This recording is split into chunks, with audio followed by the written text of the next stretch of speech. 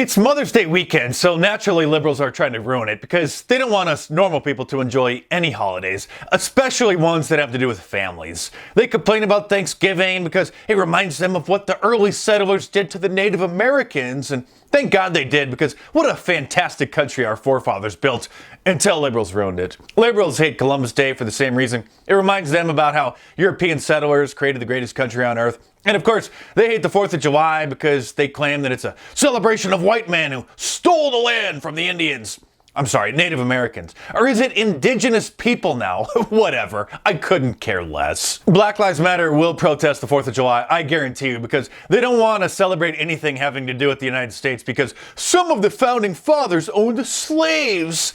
They get upset about Valentine's Day because it makes the incels feel ostracized and perpetuates cisgender heteronormativity. They hate Christmas because Santa Claus is white and it's a Christian holiday. They hate Easter for the same reason. They can't even celebrate Martin Luther King Day because instead of remembering the legacy of the man and the impact that he had on civil rights, they use the day as an excuse to blame white people again for all of the problems in the black community that they themselves are creating. Which brings me back to the topic at hand. Of course, liberals are not happy about Mother's Day. Or Father's Day, which is next month, because they make non-traditional families feel bad, and the holidays celebrate the traditional family, traditional gender roles, and heterosexual couples. You can't call them normal couples anymore because that's too offensive. Beyond offensive, that's hateful. It's hate speech. I'm serious. That's what they say. Mother's Day isn't inclusive enough for gay men who have adopted children because their families consist of 2 dads. Liberals are also upset that Mother's Day isn't inclusive enough because the term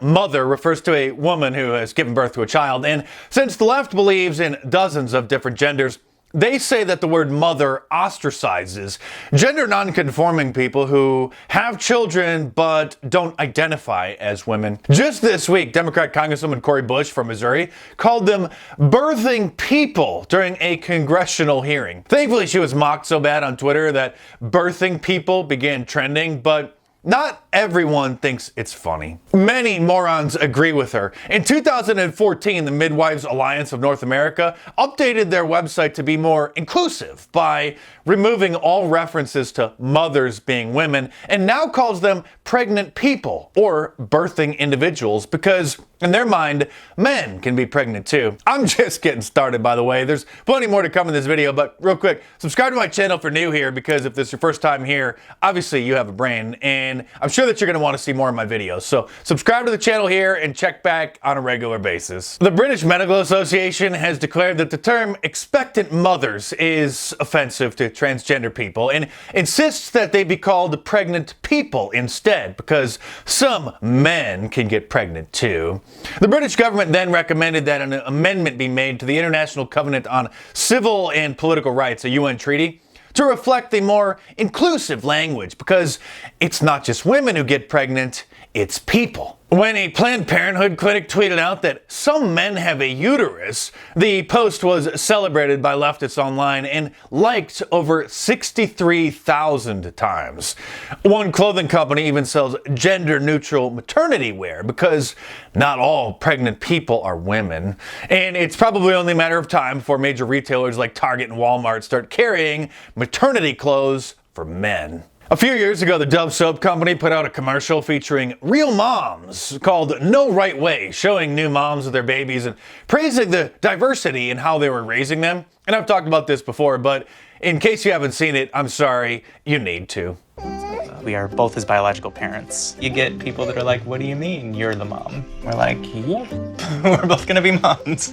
No, you're not a mom. I guess Ben Shapiro considers you one because, he doesn't want to lose a sponsor by taking too firm of a stand in the culture war, but I'm sorry, you're not. Actually, I'm not sorry. I'm sorry that I said sorry. In our backwards world, we're now seeing articles from Time magazine, not The Onion, that read, "My Brother's Pregnancy and the Making of the New American Family," which is an essay by a woman about her brother who was born female but now identifies as a man who got pregnant and gave birth to a baby who was then breastfed by its mother who has a beard. The brain damage inducing website Everyday Feminism is upset that medical clinics and society as a whole use gendered language when referring to women getting abortions because in their world, men can have abortions too, and so can gender non-binary people, because not everyone who has a functioning uterus identifies as a woman.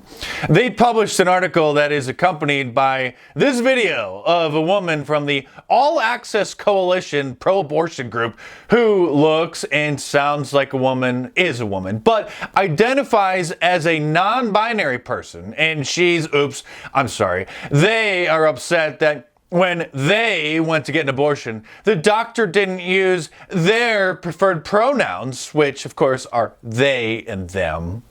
People at the clinic constantly read me as a woman and called me ma'am, she, miss. Having an abortion is tough enough without having to navigate constant misgendering. It's like being slapped every 2 seconds. Medical situations in general are not friendly to gender variant people. So if we change our language just to something gender neutral, we can invite and make these kinds of experiences so much easier for people that are of marginalized communities. Some stores are now selling gender-neutral Mother's Day cards to make the holiday more transgender inclusive, and ones for lesbian couples that read, "Two moms are better than one." Some activists are even calling for Mother's Day to be renamed Guardian's Day, because Mother's Day is a minefield for two dad families. And they're concerned about it because the holiday makes gay men who have adopted children feel uncomfortable and left out. An elementary school in Canada even sent home a letter to parents informing them that they were canceling Mother's Day arts and crafts because of these same fears. And it read that in an effort to celebrate diversity and inclusivity and also nurture our students who are part of non-traditional families, yet they have decided to encourage those celebrations to take place at home. And the children will not be making gifts in school for Mother's Day or Father's Day. One of the stunned parents posted the letter on their Facebook page, which got shared so many times that it caught the attention of the local and then national media. The ADL now encourages elementary schools that commemorate Mother's Day by having the kids make cards during arts and crafts time to instead consider making the day more general, like Family Day or Parent or Guardian Day. Some people are even offended that Mother's Day marginalizes non-mothers. Others are echoing this psychotic sentiment. "Let's make Mother's Day more inclusive" is another headline from a feminist blog. In this day and age of diversity and inclusivity, it is about time that we made Mother's Day more inclusive too, the author pleads, and then also praises the decision of supermarket chains which made a conscious effort to reduce the use of the word mother on its Mother's Day cards. And don't even get me started on the twits on Twitter who are upset about it, like this lunatic who said, "I am once again asking you to make Mothering Day a thing, and Mother's Day a thing of the past. Thank you for your cooperation." No, I will not cooperate. I will not cater to the crazies that live on Twitter and who are undermining our culture and our country. I will, however, continue to carry on the traditions of the human race despite the zombie apocalypse and the liberal media industrial complex that is determined to destroy us. If you want to help save what's left of the country and support my channel, get yourself a Liberalism Find a Care shirt from my online store at markdice.com. Like all my designs, it's available in a t-shirt, long sleeve, and a hoodie, and a whole bunch of different colors as well. So head on over to markdice.com or click the link in the description below and check them out.